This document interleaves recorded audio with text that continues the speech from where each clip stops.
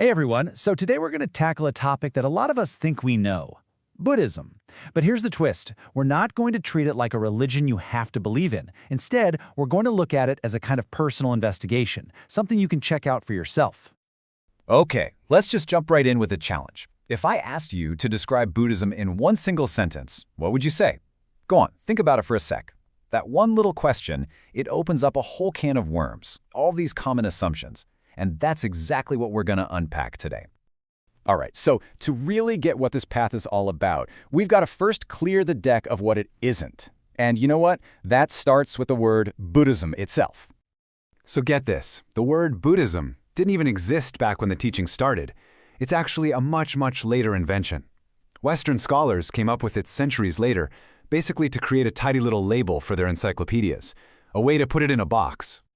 So if it's not really an ism, then what is it?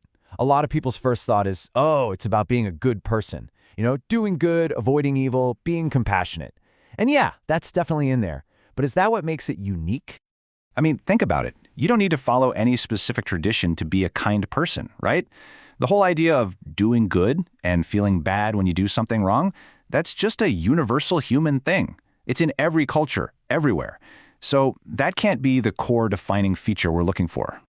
Okay, so if it's not just about being good, then what about meditation? That's the other big one, right? The one everyone associates with it. And sure, meditation is absolutely central, but is it unique to this path?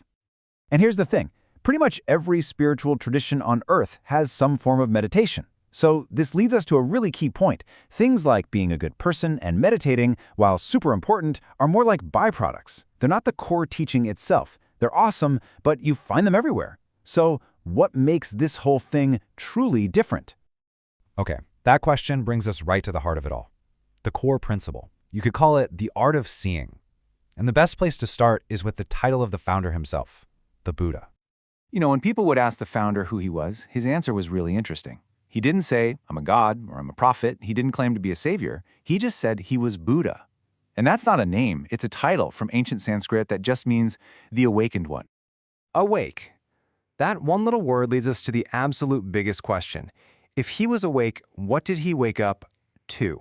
What did he see that the rest of us who are kind of sleepwalking through our lives, what do we miss? And the answer is the bedrock for this entire practice. It's about seeing things as they truly are. So right away, you see it's not a belief system you're supposed to just accept. It's a practical, hands-on method for seeing reality, especially the reality of your own mind, clearly, without the usual filters. Okay, so how do we actually do that? How do we learn to see things as they really are?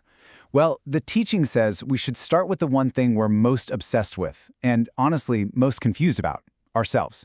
And the first place to look is our own body. Just think about this for a second. When you were born, you weighed what? Maybe 3.5 kilograms? Now look at your weight today. Where did all that extra stuff come from? It came from everything you've ever eaten, drank, and breathed. Everything you consumed from the outside. We've literally built this body by borrowing from the world around us, and then we slap a label on it and call it a permanent me. The Buddha broke the body down in this really practical way, seeing it not as one solid thing, but as a temporary team of 4 qualities. You've got the solid stuff, like skin and bones. That's the earth element. The liquid stuff, blood and whatnot. That's water. The heat, your body temperature. That's fire. And the movement, your breath. That's wind. And they all depend on each other. Take one away, like your breath, and the whole system just falls apart. Okay, but hold on. We all know you aren't just your body, right? There's this whole inner world, this whirlwind of thoughts, feelings, memories that we're even more attached to. So let's take a look at that. So the teaching actually breaks down this feeling of me into 5 interconnected processes. They're often called the 5 aggregates, which just means heaps or bundles. Think of it like this. You have 5 streams of experience flowing together, and when they do, they create this powerful illusion of a single, solid self. We already looked at the first one, the body. Now let's check out the other 4, feeling, perception, our thoughts, and consciousness itself. You know what? Let's do a little experiment right now with that second bundle, feeling. Super simple.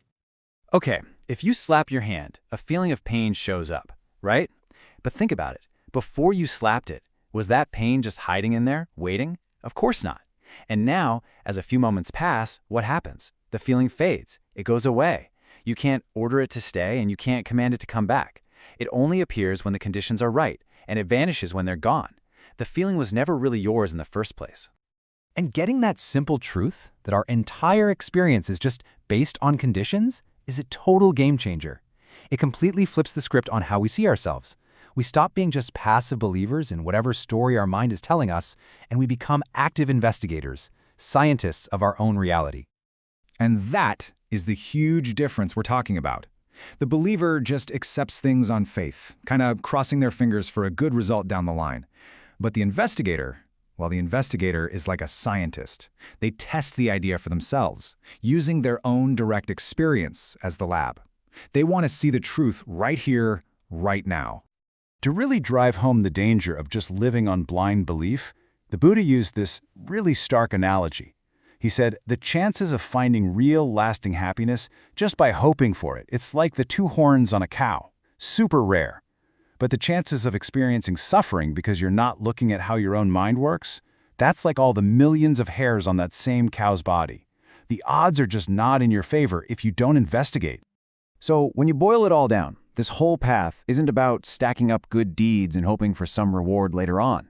It's about training your mind to see the raw, unfiltered mechanics of your own experience. It's about understanding for yourself how stress and suffering pop up and how they fade away, right here, in this very moment. And this entire line of investigation, it leaves us staring at the ultimate question, doesn't it? If this body isn't really me, and if these thoughts and feelings that come and go aren't really mine, then who or what are you? And that's not a question with an answer you're supposed to believe. It's a question you're meant to live with and explore for yourself.